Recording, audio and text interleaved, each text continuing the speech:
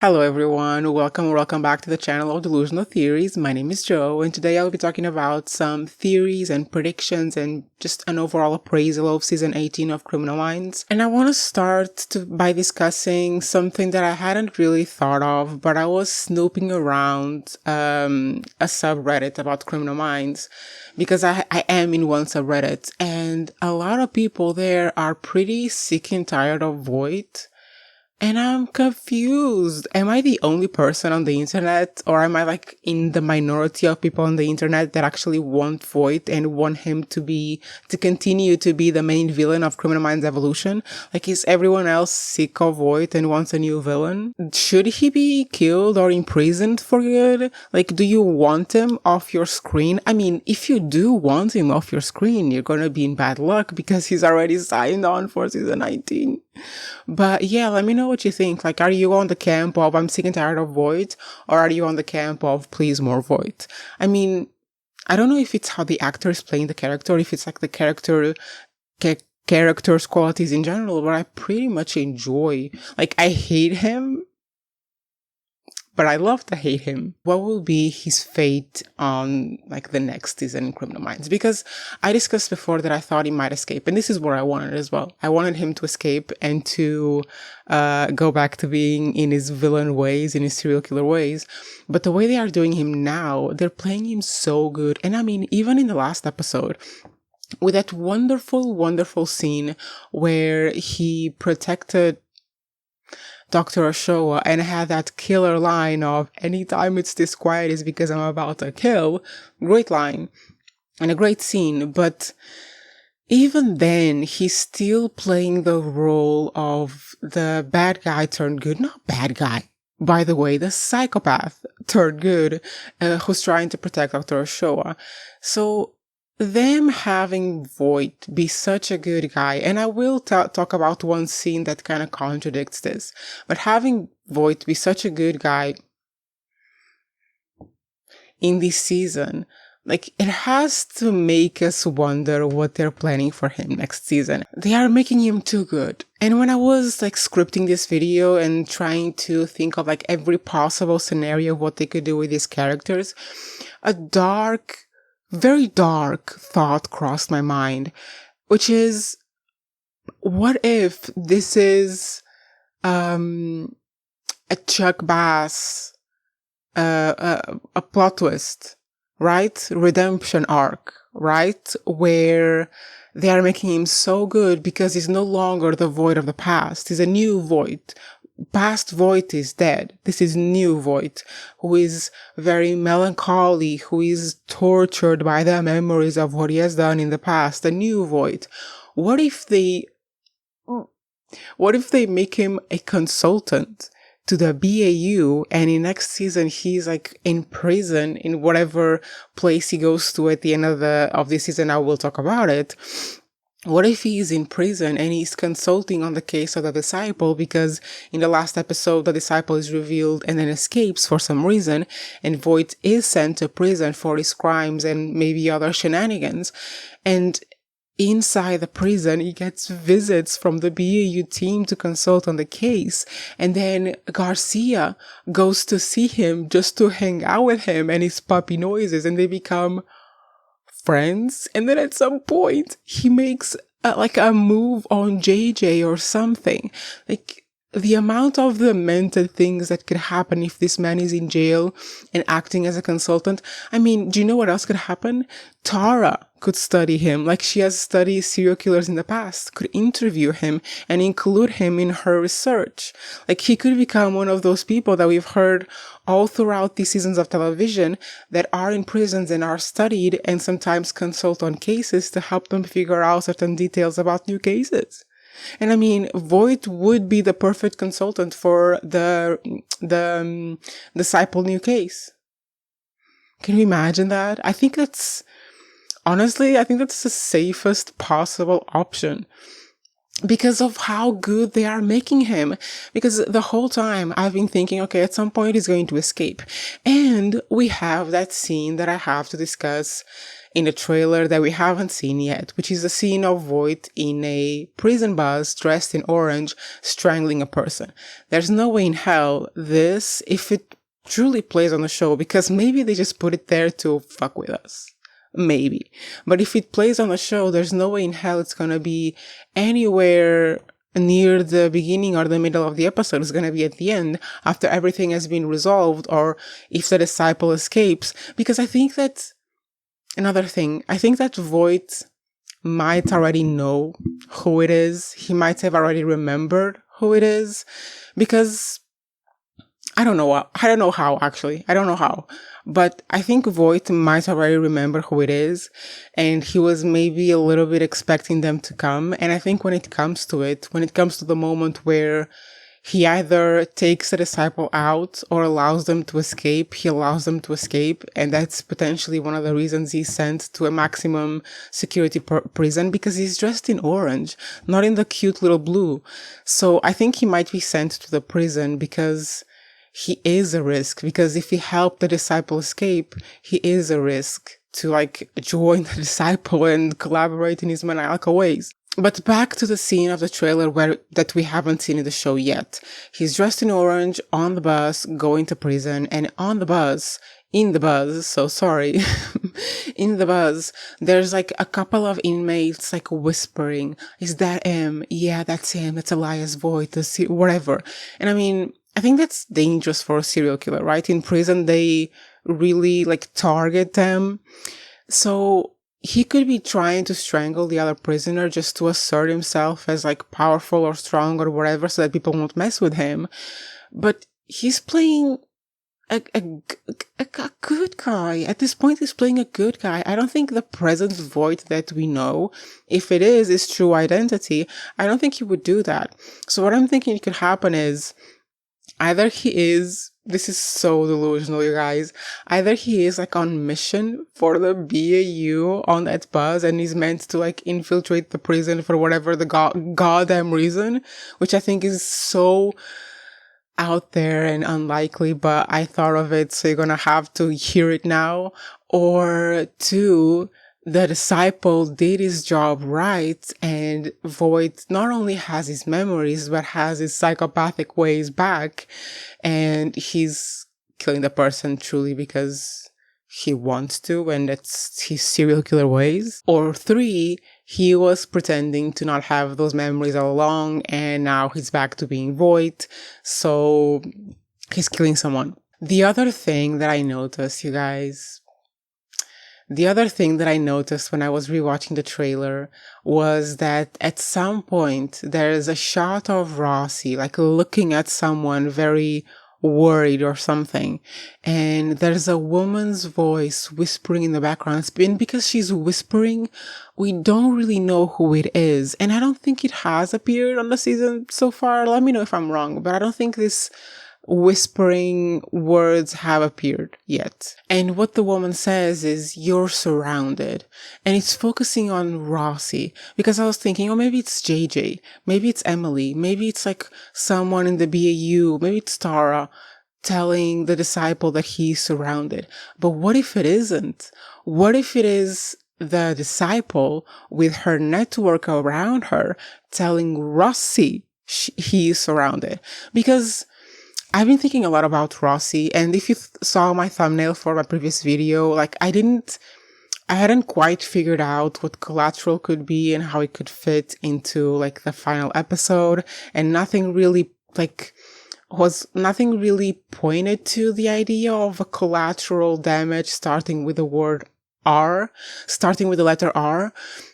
But then I kept thinking about it, and when I was writing the script for this video, I kept thinking about it, and who else? Because Rossi and Voight have the most contentious relationship. They have had the most fights, the most arguments. I mean, Voight tried to bury Rossi alive, and Rossi had PTSD for the whole of last season. So if someone is going to be collateral, surely it's going to be Rossi. I mean, there's no way in hell they titled last episode Collateral with a big R and it isn't a clue to something. And I mean, it couldn't be Reid because Reid is not back. I think he will be back. I think he will be back at least at the end of the season. But it doesn't make sense. We haven't invested anything regarding to Reid and the sicarios case.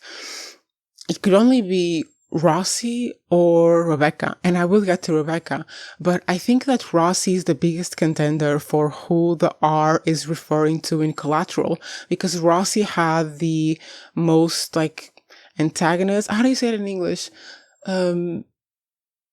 The worst relationship with voit, let's say. And if the disciple is trying to awake the previous voit, wouldn't it be like a good point to use Rossi to try to remind voit how much he hated Rossi? To the point that he tried to bury him alive? So this is what I'm thinking they're going to do in the next episode. Having this theory of the collateral R being Rossi in mind, I think the disciple and the network have left clues behind for the BAU to follow, because it's a strategy they have used before in this season and that they could potentially still use again. And I mean, what choice would the BAU have? Even if they think the clues are too easy, even if they think it is a trap, what choice would they have? They would still have to go. And I think this is what's going to happen. Like, they're going to leave clues behind. The BAU is going to follow those clues, and we're going to see them like clashing, and the network and the disciple are going to have some freaking strategy in place to make sure that Rossi is separated from everyone else, and they're going to use Rossi to try to reawaken Voit to his previous self. And I mean, if the scene on the prison bus is going to happen, it works. It works. And I mean, I don't think the TV show would kill Rossi, so maybe the collateral is just some hospital stay and then he's fine. But if they killed Rossi, balls, so many balls. And especially if last season especially if the next season is the last season, they can kill characters. Like, if they're going to end the show, they can kill characters. Do not end the show, criminalites. Please don't end the show. But if they are, killing main characters would be a good way to go. However, can you imagine if next season, like out of nowhere, they pulled a season like the previous seasons of Criminal Minds? Like, the whole arc of Voit and the disciple is wrapped. Voit is in prison and he's like a consulting serial killer or something. And they have like a normal, maybe 15 episodes season to be like the in between the 10 and the 15 season, with like one case per episode, and then an overarching season case that is resolved in the last 2 episodes. Can you imagine if like we're expecting evolution to continue and then out of nowhere it's just a normal season with color again, without the grays and the browns? I would watch it. I would watch anything. But Rebecca, as the suspect that could potentially be a disciple, I will be discussing some additional suspects apart from everything I've said before in previous videos, but I want to say this about Rebecca first. She was right there. She was right there saying it could be a woman. It could be a woman. And I'm thinking, baby girl, you were there when the Cyrus's case was happening. You were there when this Tessa was at the door saying that Cyrus has left the country. And I'm thinking, this Tessa could be just anyone. Any victim that Cyrus had at the moment could have been Tessa. He could be like standing somewhere behind the door, standing to the side with a gun to her head, saying, you have to say this or I kill you. This Tessa could be anyone. And the disciple could still be a character we've known this whole time. And I mean, I know that everyone is pointing to the doctor. I'm pointing to the doctor. It is the most viable suspect. I don't think Criminal Minds would like just use her as a red herring. I don't think they are in that era of storytelling. I think they will reveal that the doctor is the suspect, is the disciple. But if they don't, I would rather a character that we know, like Rebecca, than a completely new random character. And I think Rebecca would still fit well with being the disciple, because she's been off the whole time. Okay, I haven't liked her the whole time, and my opinion is more important than logic, always. But one of the things that the creator said about this season, because last season Rossi was like the main focus of suffering, and this season they said it would be Tara. Tara will be the one going through it. But I mean, she had one bad episode and then she got engaged afterwards. In my mind, I'm thinking that is not enough. Something else has to happen to make Tara suffer, because no, I think something else has to happen. And I think either Rebecca is going to be revealed as being the disciple, or she's going to be the goddamn R in Collateral. Because I think everyone is kind of expecting this season to end at this point with the marriage or like a dinner party or something happy after they solved everything, because that's how all the goddamn seasons end at this point. They would surprise the fans so much if they ended the season on a negative note, if they had ended the season with the BAU team losing, the disciple escaping, and another funeral, Rebecca's, because she could be the R in Collateral. Like, I will not let this go. It's either Rossi or Rebecca. It makes more sense to be Rossi, but it could be Rebecca. I mean, I would be happy to see her death. Two other people are in my mind. The wife, there's no way in hell she is the disciple. I saw that on the Reddit, like subreddit, and I was thinking, no, y'all are delusional. The wife, Voight's wife, and Evan's fiance are two new suspects, and I can't. There's no way in hell those people are the disciple. And if they are, I'm going to be so goddamn disappointed. The whole character arc of last season of Voight's wife was so goddamn good. I love the fact that she was nasty to the BAU because she was in a nasty situation, and then she turned around and actually helped them just so she could get her daughters out of there. If she is a disciple, that whole story is ruined, and I will hate it to the end of time. And if it is Evan's fiance, it's just, ugh. We haven't met that character. I mean, if they're going to do Evan's fiance, just do a new character. It's basically the same thing. But then the nurse, because I was thinking about the last episode. What sense does it make that when the nurse sees his phone, she doesn't do anything? And I mean, the interaction is already weird, because if they knew each other, she would probably be like, just keep that shit in your pocket. The interaction wouldn't happen like it happened in the episode. So it doesn't really seem like they know each other, but couldn't it be a thing of where the disciple knows him and he doesn't know the disciple? So the nurse with the phone that is on a network could potentially have been talking to the disciple and not known, because if the nurse is a disciple, she maybe hasn't revealed her face or revealed who she is. Maybe she's using deep fakes to pretend she's Voight this whole time. Maybe that's why she needs Voight. I don't know, but I think it could be the nurse, and it would be a more satisfying thing than a completely unknown character. But at the same time, it will be so annoying because we have not become attached to this person. It could be. I hope it isn't. But that's a question, isn't it? Why do they want Voight? Why have they been trying to awaken old Voight? Is it because they've been using deep fakes of Voight on a network? But I mean, that wouldn't make sense, because even if the disciple was using deep fakes, if they take Voight captive and Voight takes over, then they no longer have the network. So that couldn't be it. But I'm thinking that the only thing it kind of makes sense why the disciple would want Voight is to either get him on his side and they could be like brother, sister, serial killers or something, or it could be some form of revenge for Cyrus, because maybe the disciple didn't look at Cyrus the same way that Voight did. Maybe the disciple actually loved Cyrus and admired him and was sad when he was killed by Voight.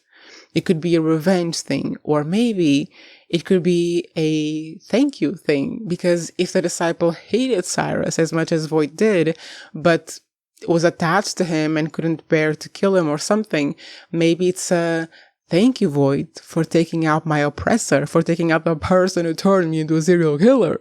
Thank you. It could be something like that. But this is something that I've been asking myself a lot. Why? Why are you doing all of this? But I guess we will find out in a few days. But anyway, I also want to discuss some of my pet peeves. And for me, it starts with JJ and the BAU gate and the deepfakes. I can't believe they haven't actually dealt with this, because I've been feeling like JJ has been about to burst since last season, when she found out about BAU Gate and about what it actually was. Deep fakes of her only. And I thought she was going to last season. She didn't. And then this season, I thought she would again, but then she didn't. And then Will died, and she turned all her grief into anger towards Voight and like being this workaholic person that is never outside of the job and is just focusing so much on this goddamn case. And that's the thing. She hasn't dealt with it at all. She went to work almost right after the thing happened. It's like a few weeks passed by or something. She has not dealt with it. And at this point, she has not only a career working with serial killers, she has the deep fakes, which she has not dealt with, because there's that episode, it's fine, everything is fine, and we know that everything is not fine. And there's that thing with Will's friend, where there's the news about her arresting someone and she thinks it's the deep fakes. She clearly hasn't dealt with it. She's not over it. She's still afraid of it. And now she also hasn't dealt with her grief. She just buried it and went back to work. So my question is, when is JJ going to burst? Because you know that if Reid is coming back for someone, it's coming back for her. We've seen it. They've established it. I mean, they established it a long time ago. But, and I've said this before, you know what I think about the reason they killed Will. You know, I think they're going to try to introduce some Reid JJ thing, you know. But yeah, I don't think it's well resolved. I think that if they're going to make someone suffer next season, please let it be JJ so she can deal with all this shit. And then Garcia and Tyler. Listen, I've seen some distance in between them. I think that Garcia is a lot more closer to Luke now, and I like it. Tyler, if they make Tyler either the unsub or part of the unsub team, I would be so happy. But it's not going to happen. It's not going to happen. And Tyler is going to continue to be in the VAU and be the bane of my existence in his show. But I like the distance that exists now between between Tyler and Garcia. Oh my god, did I accidentally invent their ship name? Please, no, burn that name. I like their distance. I want to see Garcia like closer to Luke. But the pet peeve that I have about Garcia is the computer work, because in previous seasons we could follow it, like we could enjoy it, we could see the different several steps of it. But in Criminal Minds Evolution, Garcia's computer skills are more like superpowers, where it's never really explained much. Whenever she explains what she's doing, half of it are jokes and cringy comedic material, and I don't like it. I want Garcia's work to be taken seriously. I want again. I want her to have an actual place in the show to discuss her several steps of what she's doing with computer work, because I want to be able to follow it. It was a fun part of the episode, seeing her, go through people's lives and finding out their shit. And I don't know, maybe this is just me noticing this, but I feel like they have completely thrown it to the side. They write the shortest possible lines for her, and she says them so fast about everything she's doing, and I don't like it. And last thing, I want to see them exploring Luke more. We had a little bit more of Tara this season. It was great, but they need to explore Luke more. Luke is an important part of the team. And the thing about Luke that has been incredibly surprising is that he's been so on top of the profiling. Last season, when they were dealing with Voight in prison, where Voight was still one step ahead of them every single time, Luke was the one that was figuring him out. Luke was the one who was matching his energy and being just as much as a menace as Voight was. Because when Luke was sent there the first time and was told by Emily to act stupid, to like get under, to get his trust in a way, Luke was like, no, I'm going to do my own thing and I'm going to get him on my side. And he did. And the standout thing of Luke interrogating Voight was when Voight was trying to manipulate the BAU into getting help for his daughter, who was becoming a psychopath as well. And Voight was like, no. And Voight was like, what do you mean no? What's going to happen when she turns into a psychopath? Like me? What do you mean you're not going to help her? What's going to happen when she starts killing people? And Luke's very cold response was, we'll hunt her down. Like we hunted you down, bitch. Like Luke did so well and he's doing so well this season as well. I want more focus on him. I want more focus on JJ and on Luke. Please. But yeah, you guys, overall, I've enjoyed this season. I've said this a couple times before. They had a few good episodes. I think episode 7 was a pretty good standout, and episode 9 was good as well. The ending was, I feel like they need to lean more into this vibe. I wish they could like completely find their footing with evolution and create new villains and introduce new characters for the team, maybe bring some old ones back and just build it with this very sinister ambience. And I mean, it doesn't have to be gray and brown and super dark looking to be sinister. Like they can have colors back on the show and it still be a sinister, mysterious show. And this is the good stuff. When they manage to get the atmosphere right, the lines right, the like story arc right, it's just hits so well. Episode 7 was really good for that. So this is what I really, more than anything, more than whether it's Voight or a new villain, whether old team members are back or not, more than anything, I want them to like find the vibe for the show, because I don't think they have. I'm sorry to tell you this, I don't think they have. I enjoy Evolution very much, but I think it's just them trying a lot. And the thing that cringes me out the most, is them trying to appeal to younger audiences by having Garcia say Gen Z terms and Tara doing the goddamn TikTok dance 2 years later. I mean, very, very Gen X of them, okay? But still, it's so cringy. Like, stop trying to appeal to Gen Z. Just be sinister for old people, because guess what, Criminal Minds? Guess what? Young people love old people shit, okay? This is the truth. No one is willing to, like, no adults, fucking, I'm an adult. No old people know about young people. We have completely overcome our youngness. Our youngnessness, okay? We are like old people. Young millennials and older Gen Z are completely like old people. We do crochet. We read the news every day. We take walks on the park. Like, we are old. Do a show for old people and we will like it. Stop trying to appeal to us, please. Anyway. That's all I had to say about Criminal Minds Evolution. Those are all my theories and predictions. And yeah, I will see you here when the new episode, actually, announcement. This time, the episode review might come on Friday, you guys, because I'm gonna be in the hospital, maybe at the doctor's. So you're just gonna have to wait. See you then. Bye.